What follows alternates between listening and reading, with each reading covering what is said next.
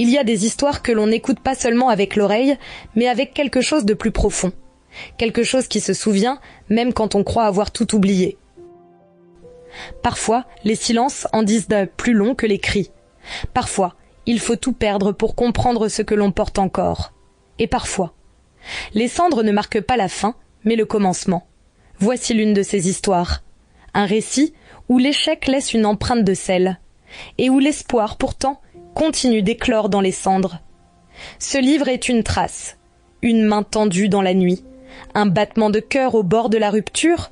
Bienvenue dans Ce que porteront les cendres, roman humain sur échec et espoir, écrit par Livia Anteros, raconté par Anaëlle Armelia. Installez-vous, prenez une respiration profonde et laissez les mots vous traverser. Vous guider. Merci de nous rejoindre et bonne écoute.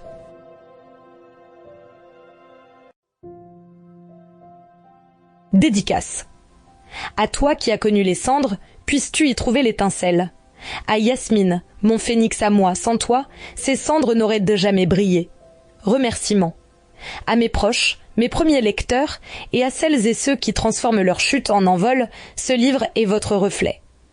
À ceux qui m'ont tendu des mots quand je manquais d'oxygène. Chapitre 1. La chute. La chute n'est pas un échec. L'échec, c'est de rester là où on est tombé. Socrate. David fixait l'écran de son ordinateur avec une intensité presque douloureuse. Les chiffres dansaient devant ses yeux, toujours les mêmes, toujours aussi cruels. Il clignait à peine des paupières, comme si par la seule force de sa volonté, il pouvait inverser le cours du désastre. Les colonnes de chiffres, toutes alignées dans un ordre implacable, saignaient le rouge de la défaite. Les courbes qui jadis grimpaient vers les sommets formaient maintenant une descente vertigineuse, une pente glissante vers l'abîme. Autour de lui, le silence était oppressant.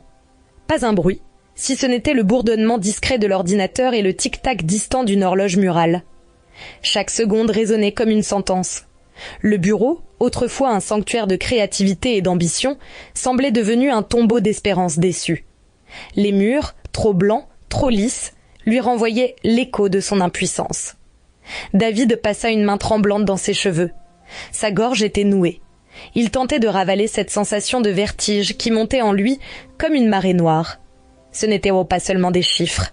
C'étaient des années de sa vie. Des nuits sans sommeil, des sacrifices familiaux, des repas sautés, des rêves repoussés à plus tard. Pour ça. Pour cette chute. Quelques heures et plus tôt, il s'était... Sample complete. Ready to continue?